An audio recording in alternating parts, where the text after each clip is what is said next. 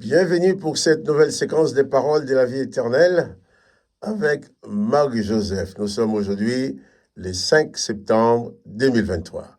Et c'est encore un jour de grâce avec Jésus-Christ, un jour de bénédiction, un jour que Jésus-Christ va utiliser pour te bénir, pour te fortifier, te faire du bien, où il va t'accompagner dans toutes les circonstances. Alors, quels que soient les événements, pas de panique. N'oublie pas que Jésus-Christ est avec toi pour ce jour du 5 septembre 2023. Jésus-Christ dit, je suis avec toi tous les jours jusqu'à la fin du monde, y compris le 5 septembre 2023. Jésus-Christ t'accompagne. Il est important de les réaliser.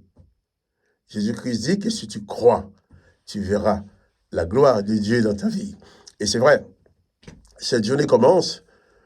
Nous ne savons pas ce qui va se passer, nous ne savons pas comment la journée va se dérouler, nous ne connaissons pas les événements que nous allons avoir à vivre ou des difficultés que nous allons rencontrer. Mais j'ai une certitude, nous avons une certitude. Et je souhaite que tu aies en toi aussi cette certitude que quoi qu'il arrive, Jésus-Christ est avec toi. Il est non seulement en toi, il est aussi à côté de toi. Il est devant, il est derrière, il t'entoure et il ouvre le chemin devant toi. Donc, c'est le privilège que tu as de pouvoir t'adresser à Jésus à n'importe quel moment du jour ou de la nuit, quel que soit l'endroit où tu te trouves. Il t'accompagne. Il est là pour te protéger, pour te bénir. Et il est là aussi pour te pardonner. Et souvent, tu peux te laisser ronger par des culpabilités, par autre chose. Mais Jésus-Christ dit qu'il ne mettra pas dehors celui qui vient à lui. Si tu as un jour, tu as ouvert ton cœur à Jésus, tu l'as reçu comme maître et sauveur, il te dit tout simplement, je suis avec toi tous les jours jusqu'à la fin du monde. Autant que le monde existe, Jésus-Christ est avec toi selon sa promesse. Et quand le monde n'existera plus, eh bien, il ne sera plus avec toi dans ce monde, mais toi, tu seras avec lui dans son royaume. Que son nom soit béni. Avant de continuer, je te rappelle, n'oublie pas un petit coup de pouce pour dire que tu aimes cette vidéo, si c'est le cas. Si ce n'est pas le cas, tu ne mens pas. Mais si tu aimes, un petit coup de pouce pour permettre une meilleure diffusion de ce message. Que le nom de Jésus-Christ soit béni, que toi aussi, tu sois béni par la grâce de Jésus-Christ qui remplit ta vie. Je vais lire avec toi un passage de l'Évangile. Nous étions dans l'Évangile de Marc, chapitre 14. Nous avons lu hier le passage où Pierre avait dit à Jésus que je ne te régnerai jamais, je serai toujours avec toi, même s'il faut mourir pour toi, je mourrai pour toi. Où Jésus a dit à Pierre, ce soir même, avant que les coqs chantent 2 fois, tu me régneras 3 fois. Et c'est malheureusement ce qui est arrivé, nous le verrons en continuant la lecture. Mais cela, Pierre n'était pas un mauvais, au contraire. Il a été jusqu'au bout de ses capacités. Lisons maintenant, dans Marc chapitre 14, verset 32. Jésus et ses disciples allaient ensuite dans un lieu appelé Gethsémane. En passant, le mot Gethsémane, ça veut dire pressoir à l'huile. C'était un endroit situé au pied des monts des Oliviers où Jésus se rendait souvent avec ses disciples. Ils allèrent ensuite dans un lieu appelé Gethsémane. Et Jésus dit à ses disciples, « Asseyez-vous ici, pendant que je prierai. » Il prit avec lui Pierre, Jacques et Jean, et il commença à éprouver des frayeurs et des angoisses. Jésus leur dit, « Mon âme est triste jusqu'à la mort. Restez ici et veillez avec moi. » Voilà. Jésus s'est rendu avec ses disciples dans cet endroit, à Gethsémane, au pied de la montagne des Oliviers, où Jésus se rendait souvent avec eux. Ils avaient l'habitude. C'était un endroit connu pour eux. Mais qu'est-ce qui va se passer? Jésus va d'abord les demander de s'asseoir. Asseyez-vous ici, pendant que je prierai. Jésus avait besoin de prier. En tant qu'être humain, en tant qu'homme, il avait besoin de s'adresser à son Père céleste. Et Jésus prie avec lui, Pierre, Jacques et Jean. Je ne sais pas, mais c'est souvent ces trois-là que Jésus prend. Il les a pris aussi pour aller sur la montagne de la transfiguration, Pierre, Jacques et Jean. Et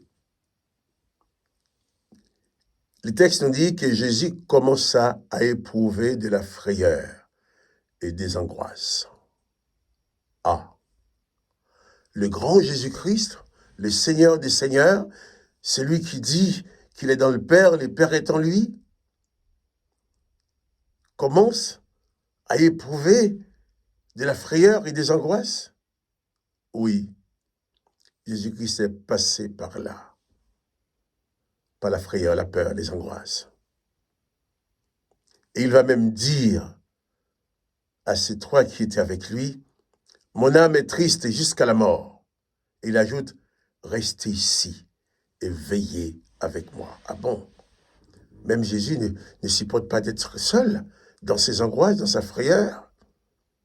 Il a besoin qu'on soit avec lui. Reste ici et veillez avec moi.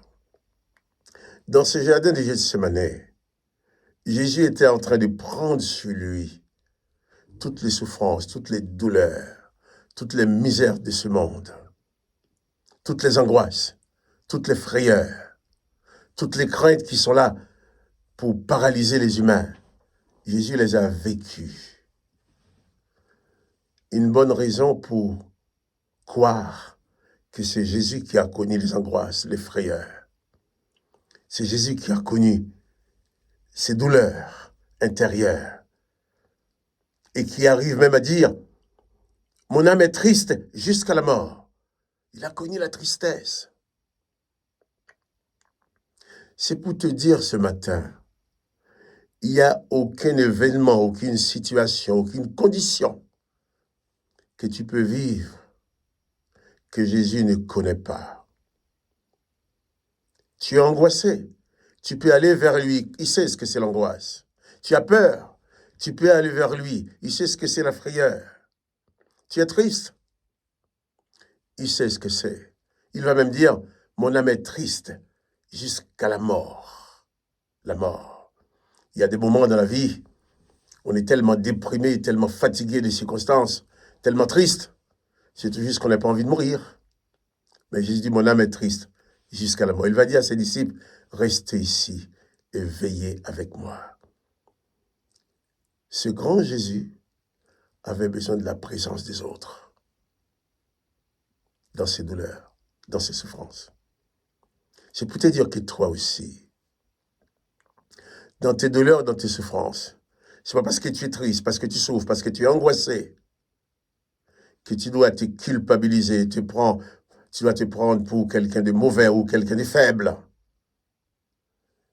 L'homme ou la femme qui vous dit qu'il n'est jamais angoissé, il n'a jamais eu peur, il n'a jamais de tristesse, j'ai envie de dire, avec tout le respect que je vais avoir pour lui, c'est un menteur. Chaque homme, chaque femme, chaque être humain connaît ces moments-là. Mais seulement, la différence pour nous qui connaissons Jésus-Christ, c'est que Jésus-Christ a vécu ces choses avant nous. Il les a vécues à notre place. Il peut nous comprendre quand nous sommes dans la tristesse, quand nous sommes dans l'angoisse. Mon âme est triste jusqu'à la mort. Jésus éprouve des angoisses. Toi aussi, dans tes angoisses, tu peux t'approcher de lui. Comme il a dit à ses disciples, restez ici et veillez avec moi. C'est bien de pouvoir se rencontrer entre croyants en Jésus-Christ, entre chrétiens, entre disciples de Jésus-Christ, pour se donner la main. Quand il y a l'un de nous qui tombe en défaillance, qui tombe en faiblesse, en état de faiblesse, en état de découragement, d'angoisse ou de déprime, eh bien c'est bien qu'il y en a d'autres qui lui prennent la main, qui restent avec eux, qui veillent avec eux, qui prient avec eux. Et si Jésus a vécu ces choses, et il l'a proclamé, Jésus n'a pas eu honte de dire, eh bien, moi, le Sauveur, moi, qui suis un avec le Père, je ne veux pas faire croire aux hommes que je suis angoissé, que j'ai des problèmes. Souvent, tu peux avoir la grande douleur dans ton cœur en train de souffrir, dans l'angoisse, dans la déprime, et tu dis à tout le monde, ah oui, ça va très bien. De toute façon, en général, tu as intérêt à dire ça va très bien si tu dis que ça va mal. Les gens vont te regarder de travers. Mais tu peux avoir dans ta vie une personne, deux personnes, qui croient en Jésus-Christ comme toi, à qui tu peux dire que ça ne va pas, à qui tu peux dire, comme Jésus a dit, mon âme est triste jusqu'à la mort, mon âme est triste, je suis angoissé, j'ai peur. Et qu'est-ce qui va se passer? Eh bien, ces disciples de Jésus-Christ vont te donner la main, vont prier avec toi. Jésus, dans ses angoisses, qu'est-ce qu'il a fait? Il dit qu'il allait prier. Parce que tout en étant Dieu, il était pleinement homme sur la terre. Et donc, il ne faut pas avoir honte d'être angoissé. Il ne faut pas avoir honte d'être dans la frayeur. Il ne faut pas avoir honte d'être déprimé. Il ne faut pas avoir honte d'avoir besoin d'aide des autres. Jésus a demandé l'aide de ses disciples. Restez ici, ne me laissez pas seul.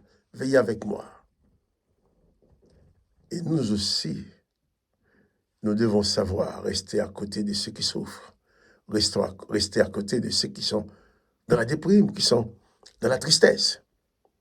Notre présence est nécessaire pour soutenir, pour aider nos frères et sœurs dans les Seigneurs Jésus, pour aider les autres disciples. Nous devons savoir nous donner la main.